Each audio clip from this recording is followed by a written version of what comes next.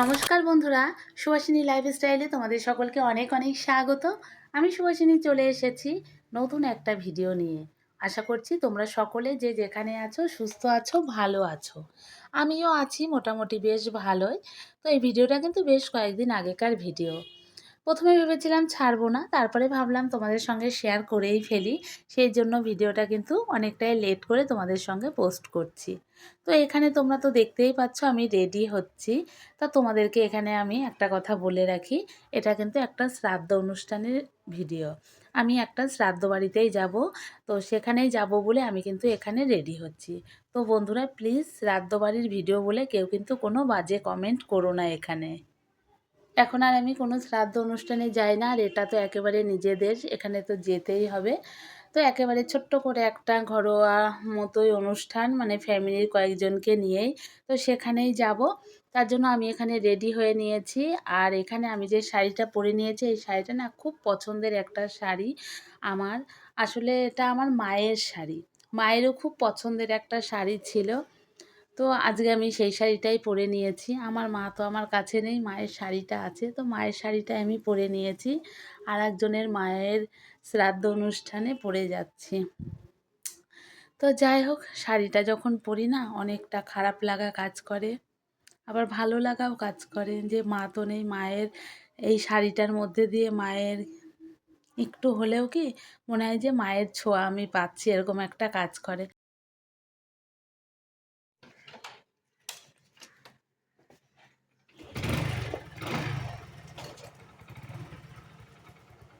তো বন্ধুরা রেডি হয়ে বেরিয়ে পড়েছি, আর এদিকে বেরিয়ে তো পড়লাম, আর এদিকে দেখো কতটা বিরক্তির সঙ্গে দেওয়ার সঙ্গে আমি কথা বলছি। আসলে বেরিয়ে পড়েছি, গাড়িটা খারাপ হয়ে গেছে। 5 মিনিটের রাস্তায় হেঁটে গেলেও হতো। ও বলছে একবারেই নিয়ে যাবে, সারিয়ে নিয়ে আসবে। সে কারণে গাড়িটা সঙ্গে করে নিয়ে গেছে। এদিকে গাড়ির প্রচণ্ড আওয়াজ হচ্ছে জোরে জোরে। রোদের মধ্যে ভালো লাগে বলো, সেই কারণে আমি আবার রেগে যাচ্ছিলাম। তো মেয়ে তো আগেই চলে গেছে সবার সঙ্গে, আমি আর দেবা চলে এসেছি সবার শেষে। সবাই চলে এসেছে বাড়ির লোকজন, আমরাই কিন্তু একটু দেরি করে এলাম, যেহেতু দেবার কাজ ছিল সেই কারণে একটু দেরি হলো। তো বন্ধুরা তোমাদেরকে বললাম যে শ্রাদ্ধ অনুষ্ঠানে যাব। এই যে আমাদের দাদু দিদা, দাদু তো আমাদেরকে ছেড়ে কয়েক বছর আগেই চলে গেছেন, আর দিদা কিন্তু এই কয়েকদিন আগে আমাদেরকে ছেড়ে চলে গেছেন। তো দিদারই আজকে শ্রাদ্ধ অনুষ্ঠানে কিন্তু আমরা এখানে এসেছি সবাই মিলে। আসলে দিদা হচ্ছে আমার ছোট মামির শাশুড়ির মা।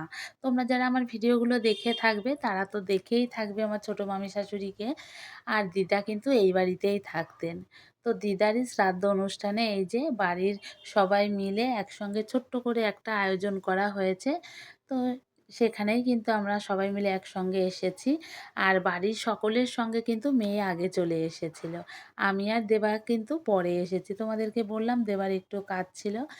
এখানে দেখতেই পাচ্ছ তোমরা, খুব বেশি লোকজনের আয়োজন নেই, খুব অল্প লোকের আয়োজন, কিন্তু আমরাও কিন্তু এখানে খাওয়া দাওয়া সেরে নিয়েছিলাম। যেটুকু না করলে না সেটুকুর মধ্যে দিয়েই দিদার শ্রাদ্ধ অনুষ্ঠানটা সম্পূর্ণ করা হয়েছে আর কি। যাই হোক, দিদার সমস্ত ক্রিয়া কাজ খুব সুন্দরভাবে সম্পূর্ণ হয়েছে। আর কি বলতো, মানুষটা আমাদের মধ্যে এতদিন ছিল, একটা ভালো লাগা তো কাজ করতো। আজ আর মানুষটা আমাদের মধ্যে নেই, খারাপ তো একটু লাগেই। কিন্তু সময়ের সঙ্গে সঙ্গে সব কিছু ঠিক হয়ে যায়, এগুলো তো মেনে নিতেই হয়। সময় কারোর জন্য থেমে থাকে না, সময় তার গতিতে চলতেই থাকে। সেটা আমাদের যতই খারাপ লাগুক ভালো লাগুক, কি আর বলবো বলো, এগুলোর কোনো বলার ভাষা থাকে না, একটা অনুভূতি থাকে। মামির জন্যই খারাপ লাগছে, যতই হোক, মায়ের যতই বয়স হোক না কেন, মা তো মায় হয়। পৃথিবীতে মায়ের জায়গাটা কেউ নিতে পারে না। মা বাবা এমন একটা সম্পদ, যারা এগুলোর মধ্যে দিয়ে গেছো তারা ভালো ফিল করতে পারবে।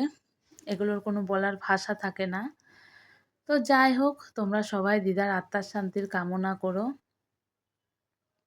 এটুকুই তোমাদের কাছে বলার। তো সবাই মিলে এখানে দেখো আমরা বসে গল্পগুজব করছি। বললাম তো আগেই, সময় তার গতিতে ঠিক বয়ে চলে যায়, কারোর জন্য অপেক্ষা করে না। কিন্তু খারাপ লাগাটা সারা জীবনের জন্য থেকে যায়। তো আজকের মতো ভিডিওটা কিন্তু এখানেই শেষ করব। কিছু বলার ভাষা নেই, চলো রাখছি।